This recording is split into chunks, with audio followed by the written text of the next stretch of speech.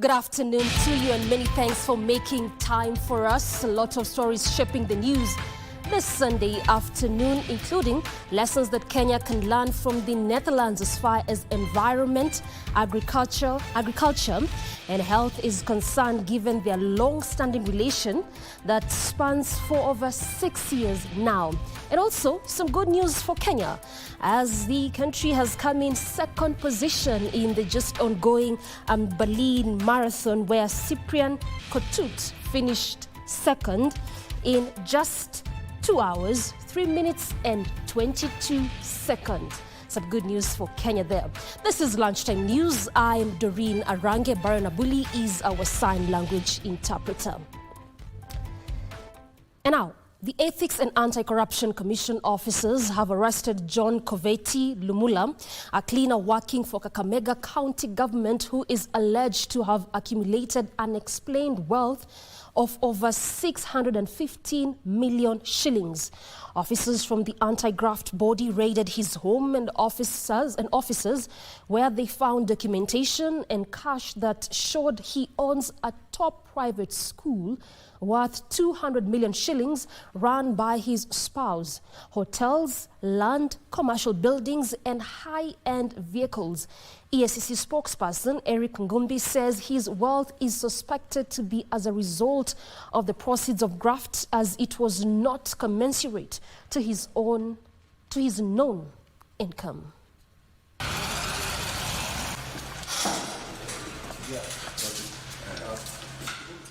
Meet a multi-millionaire cleaner from Kakamega County.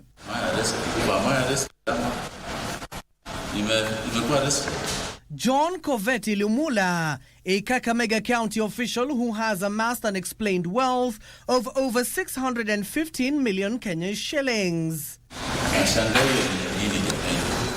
Lumula, the head of cleaning services at the devolved unit, was arrested and recorded a statement.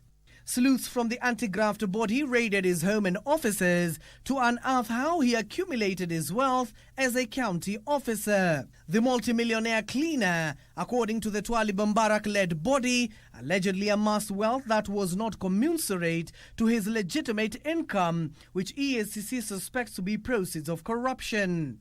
While confirming the arrest, EACC spokesperson Eric Ngumbi affirmed that Lumula's suspected illicit multi-million empire includes a top private school worth 200 million shillings run by his spouse, hotels, land, commercial buildings and high-end vehicles. Lumula is among several officials raided this week in an intensified crackdown on overnight millionaires in the government. The anti-graft body is currently focused on asset tracing and recovery of proceeds of graft. Abdiaziz Hashim for Lunchtime News.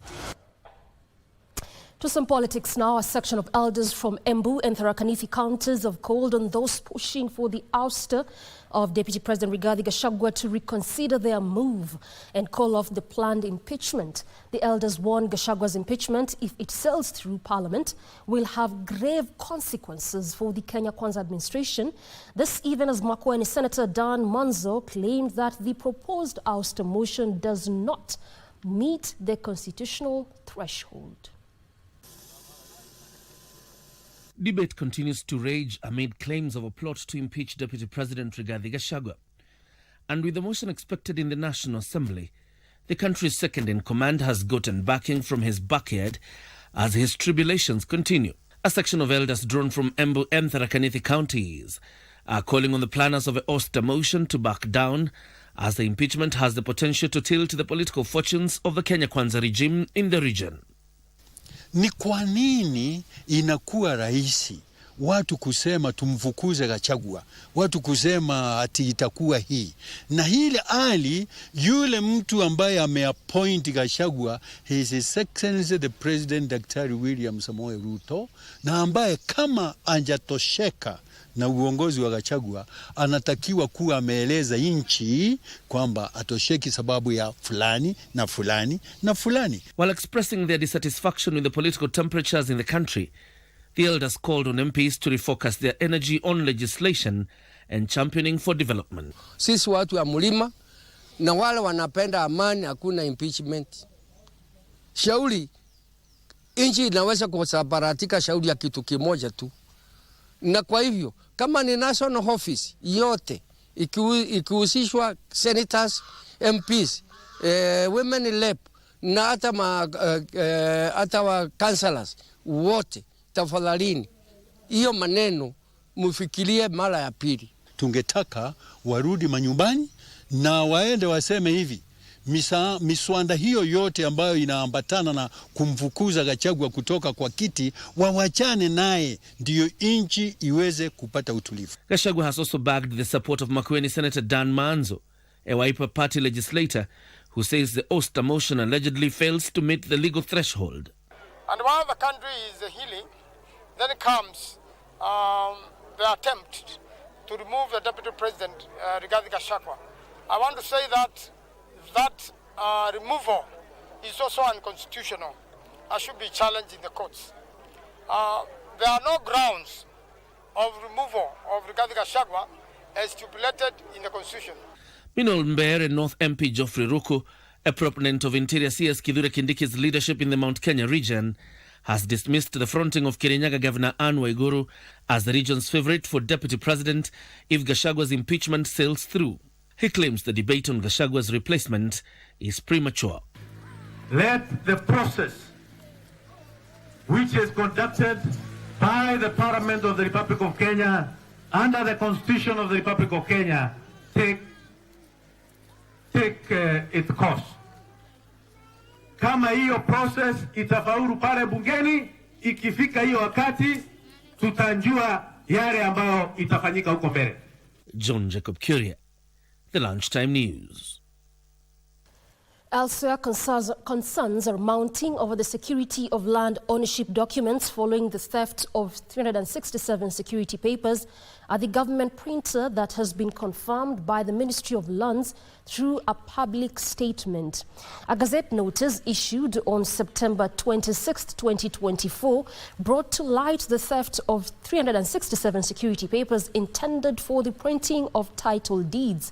The theft of the papers stolen from the government printer, raising alarm across the nation regarding potential misuse in fraudulent land transactions.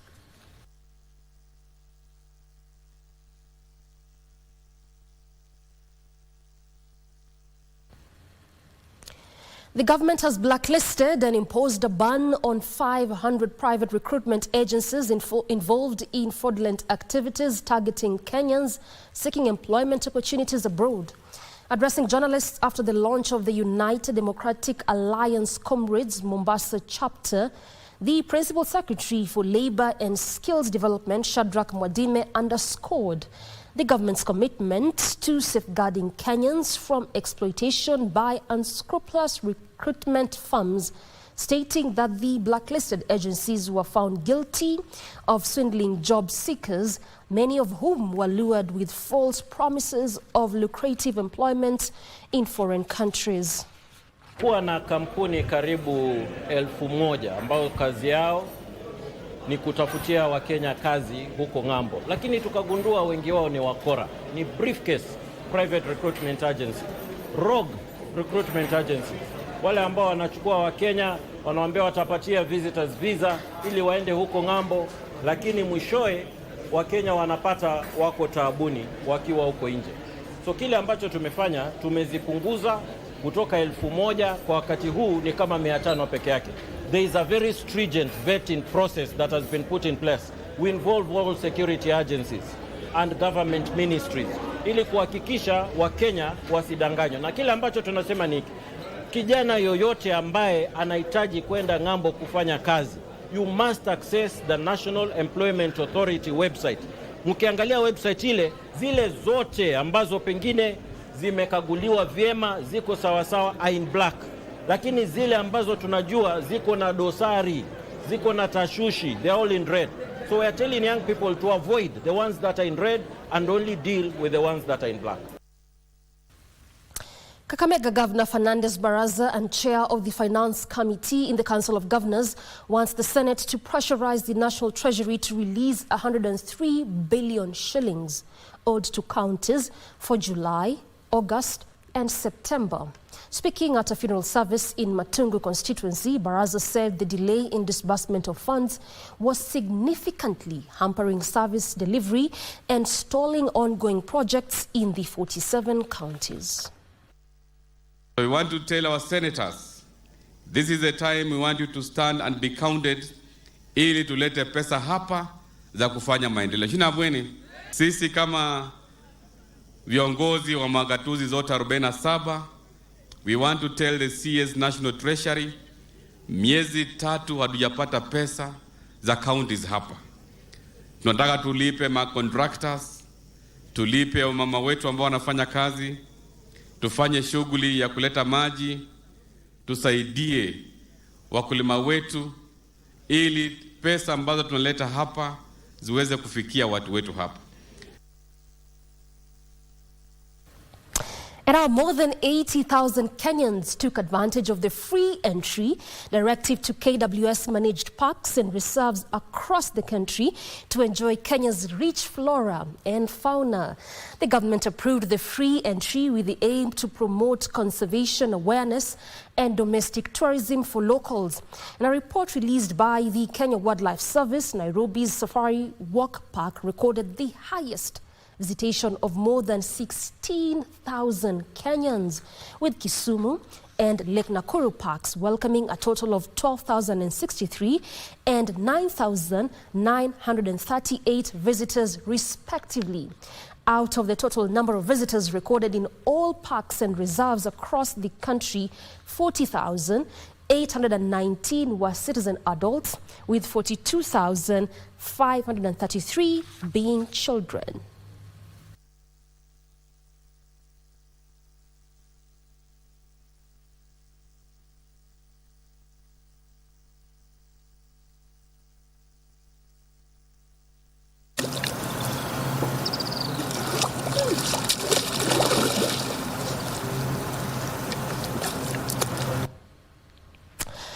Now, in Kiambu County, a 12-year-old boy is in urgent need of funds to undergo a life-saving kidney transplant after he was diagnosed with end-stage renal failure.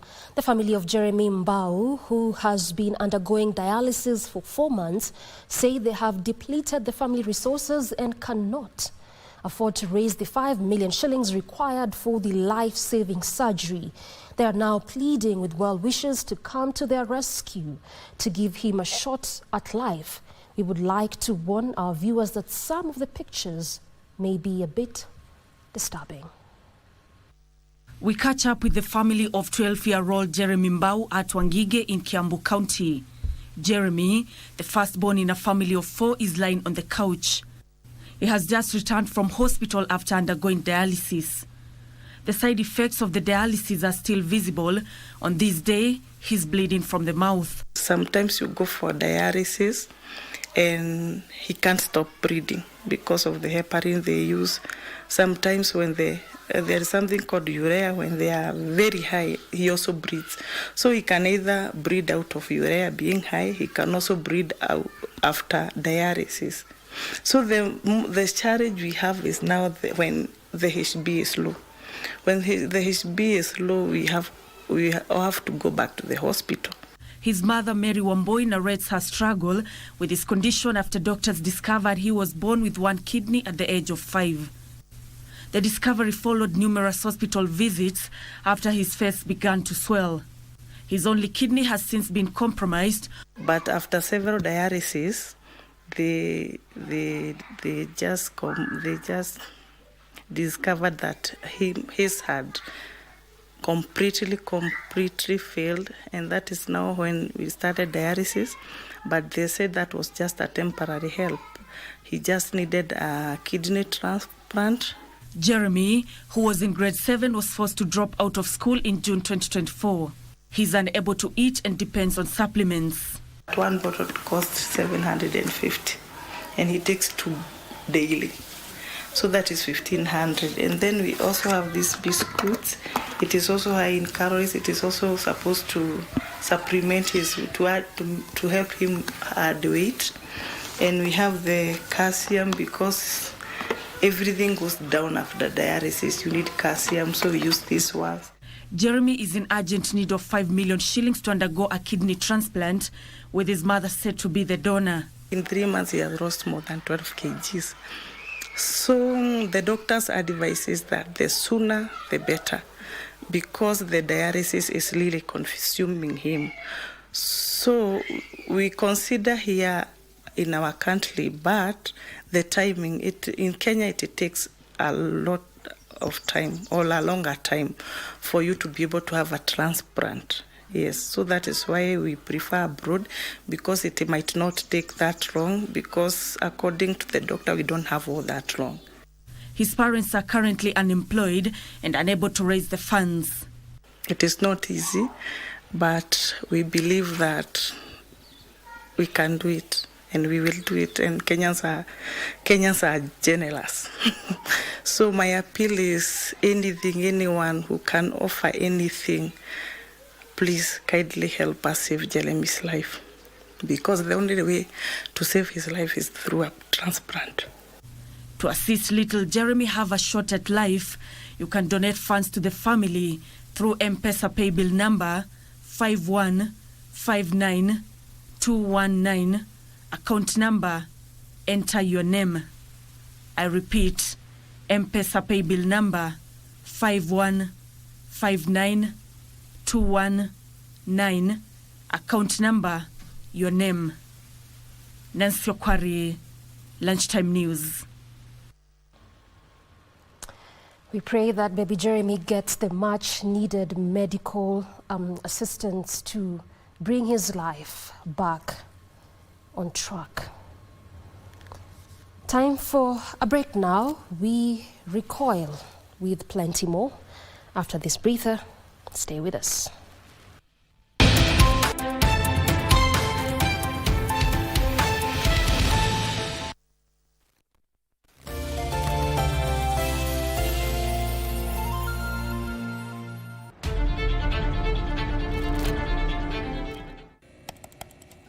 Technology has become a crucial part of our society. Without technological advancements, so much of our everyday lives would be drastically different. As technology develops, it strives to fulfill the changing needs of society. This means that technology exists to help us achieve the things that we wouldn't be able to achieve without it. Take on Tech looks at the advantages and downside of technological innovation in a world that is becoming increasingly dependent on new digital technologies. Every Monday at 10:30 p.m.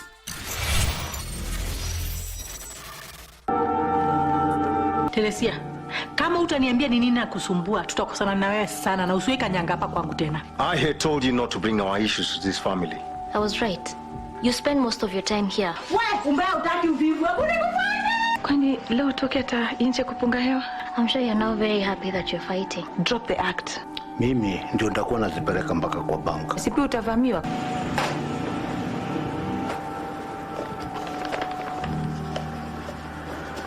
Yeah, Alex. Kuna hivyo udo iko na less na 5k. Uko tayari kulea? Niko tayari. Is everything okay? Get out of my life. Babe, please. Out.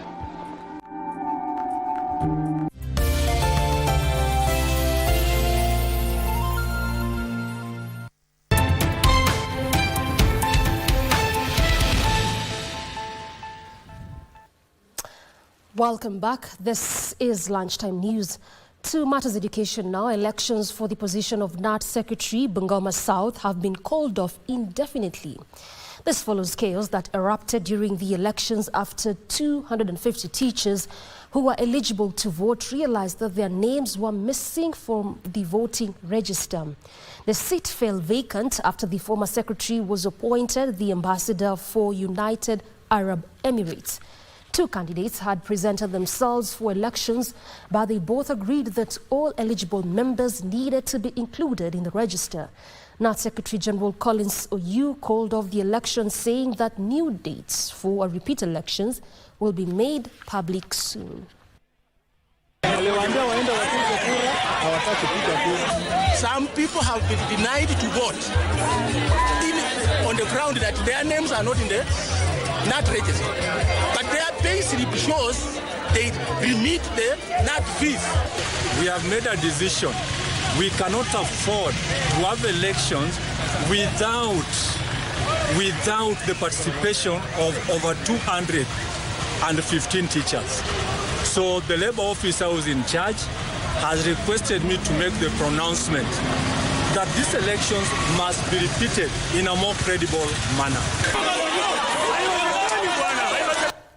And away from that, tourism stakeholders in Malindi and its environs have expressed concerns on the rising cases of insecurity in the region, which they say could affect tourism. And this comes amid reports of machete-wielding youth who are said to attack tourists on the beaches and streets of the resort town, snatch their mobile phones and other valuables, making it unsafe for tourists. Owners of resorts and hotels within the coastal region want police to beef up security and reassure tourists of their safety. Malindi Police Boss Norbert Owino, who was present, assured tourism stakeholders that all was well and that security measures had been put into place to deal with the gangs disrupting the peace. Kwa sababu wengi wanakuuliza, is the place safe? Normally tulikuwa tukiambia wageni, it's very safe, you can walk till to the beach. You can have your meal at Masai Beach. You can go to town. You can take the boda from the road. But now it's not possible. You cannot tell the tourists, even the local tourist Kenyans, unawambia, akicheck into unampa alert.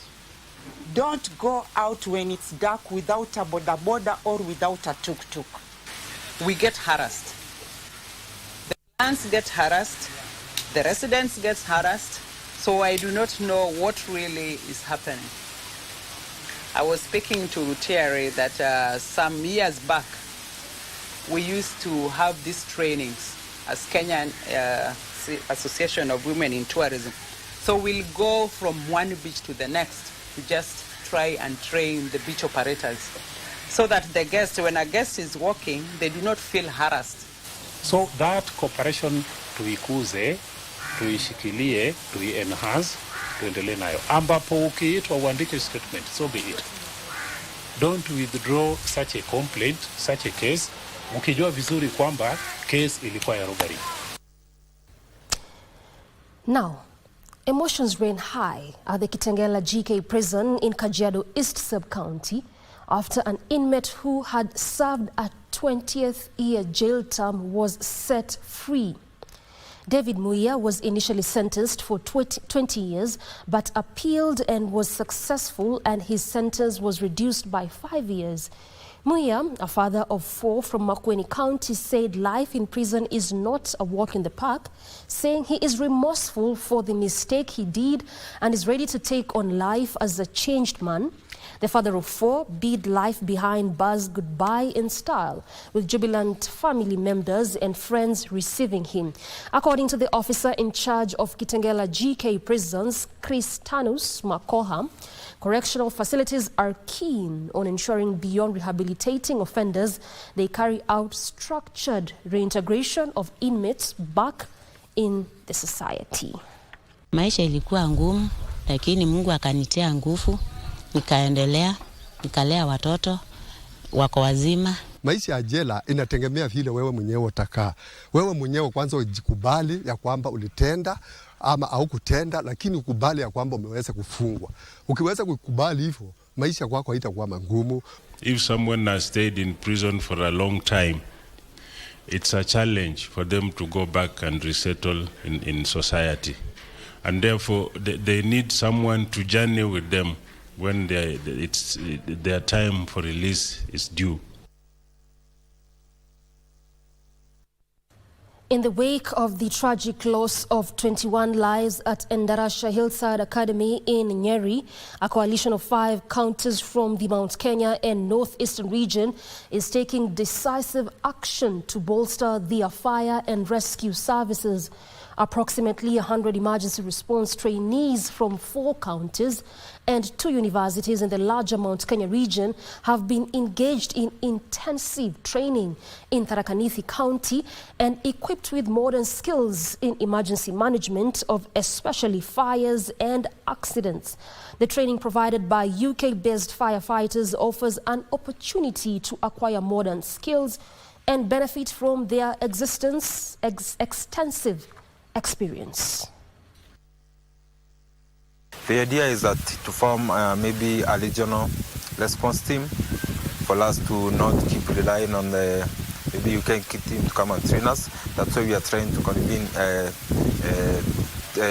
trainers from different counties. From Meru University, where we come from, we have a student population of 12 to 13,000 who reside in the university every day. And when we got this ambulance from our partners from UK, we felt it was a right thing in the right direction, because in terms of rescue training of our students, also it will play a key role. Women entrepreneurs have been urged to step boldly into the arena of partnership and collaboration in a bid to foster growth for themselves and their communities. This was the clarion call at the launch of a women empowerment program aimed at encouraging women to be drivers of the economy. The meeting highlighted how collaborations are the key to unlocking opportunities.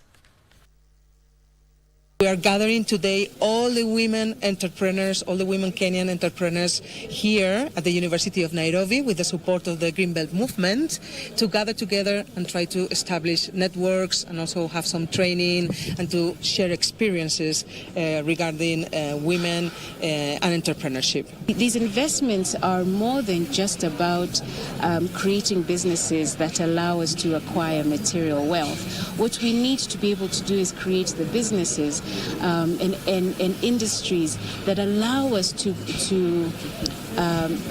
go further up the value chain. Her name is Dr. Esther Bushemi.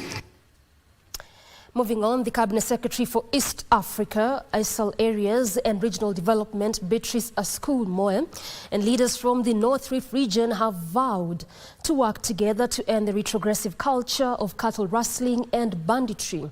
Askul, who was accompanied by Sigor MP Peter Lochakapong and Kerio Valley Development Authority Director Sami Naporos, during the launch of 200 million shillings Way irrigation scheme, said the underdevelopment of the region was due to the outdated practices.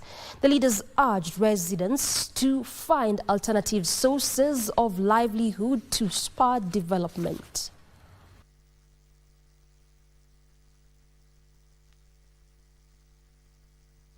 Tutakutanisha hawa viongozi ya Turkana County, Pokot County, lazima mtaongea neno moja. Lazima muelewane, watu watembee, wafanye biashara na mambo. Community grow, barabara iwekwe, hospitali iwekwe, serikali iwapatie sasa attention vizuri.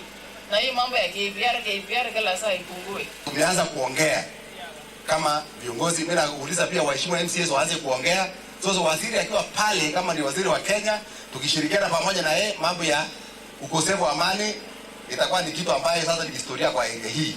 Tunashukuru kwamba tulipata milioni zaidi ya 800 kuanzia rehabilitation ya Takwel, irrigation ya Weiwei ambayo leo tumepokea equipment worth 200 million, ule mradi wa jana wa Lumut ya 80 million, rehabilitation ya Takwel infrastructure 45 million na kazi mengine mengi.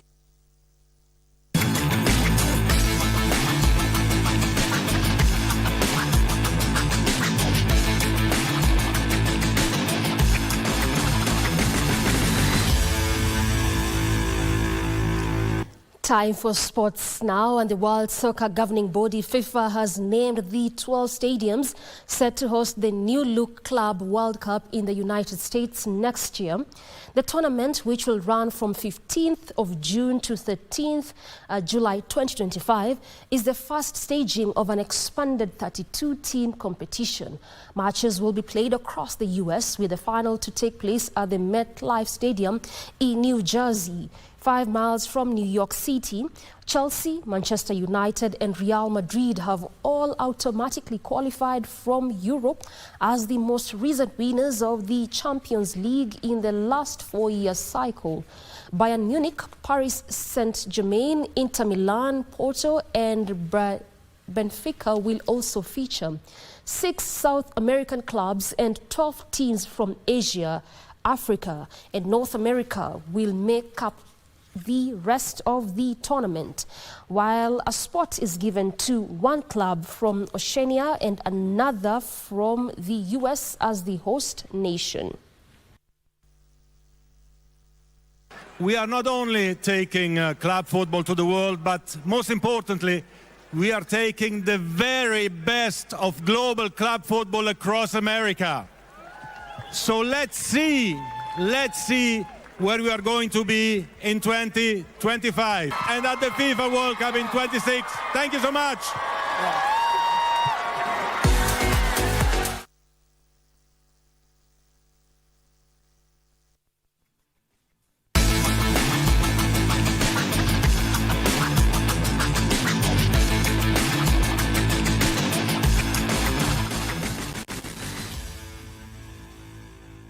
All right, and that story puts a cap on what we had lined up for you this Sunday afternoon. This has been KBC Lunchtime News. We appreciate you for your valid company. My name is Doreen Arange. Baron Abuli has been our sign language interpreter. Good afternoon.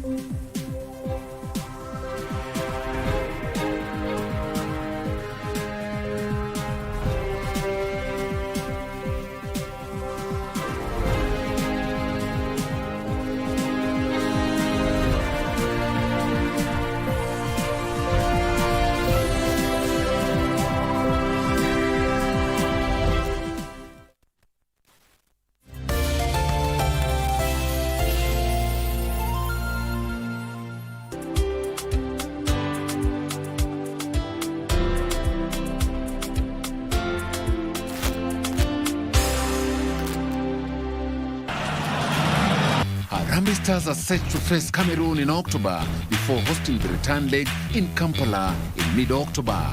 Catch the matches live on KBC Channel 1 as both teams chase slots for the 2025 Africa Cup of Nations live on KBC Channel 1, your true sports partner.